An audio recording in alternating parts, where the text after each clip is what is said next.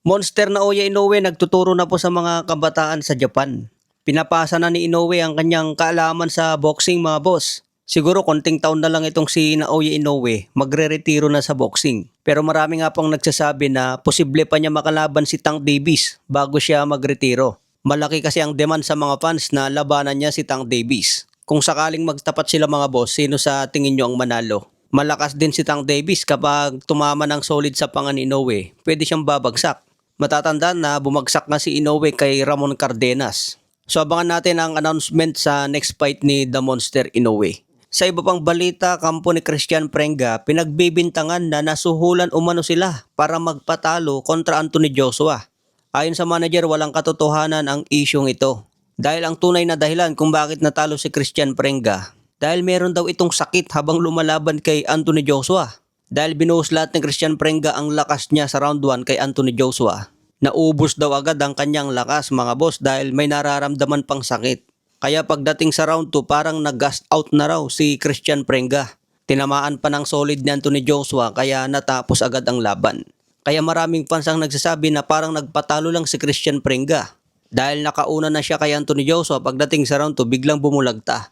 Ganyan talaga sa heavyweight division, pwedeng mabago ang laban sa isang suntok.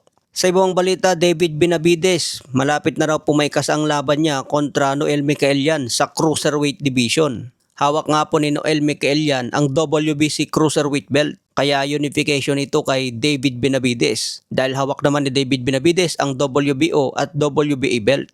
Target ni David Benavides na ipunin ang lahat ng titulo sa Cruiserweight Division. May kartada itong si Michaelian na 28 wins, 12 KOs, may 3 talo. Huling laban niya panalo via unanimous kontra Badou Jack. Kaya abangan ang muling pagbabalik ni David Benavides. Marami pang pwedeng makalaban ni David Benavides na pwedeng kumita ng malaki. Lalo na kung makarap niya si Dimitri Bivol o kaya si Arthur Beterbiev. Sa iba pang balita, kumakalat na naman ang sinabi ni Wonderboy Martin na hindi raw pumalag sa kanya si Janrel Casimero. Tingin ko matagal na itong sinabi ni Wonderboy mga boss, muli lang nabubuhay ngayon dahil pinopost na naman sa Facebook. Paano raw makakalaban ni Wonderboy si Janrel Casimero? Sa sparring pa lang, hindi raw sumisipot itong si Janrel Casimero. Parang sinasabi na natakot si Casimero kay Wonderboy Martin.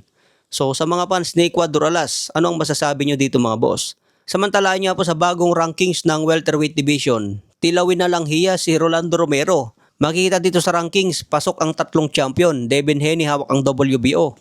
Ryan Garcia hawak ang WBC, Liam Paro hawak ang IBF. Pero yung WBA champion na si Rolando Romero, hindi po kasama dito sa top 10. Mas nakapasok pa dyan si Alexis Rocha at si Richardson Hitchens na bagong akyat lang sa welterweight. Kaya parang winalang hiya si Rolando Romero mga boss. Parang hindi po siya kinilala na world champion.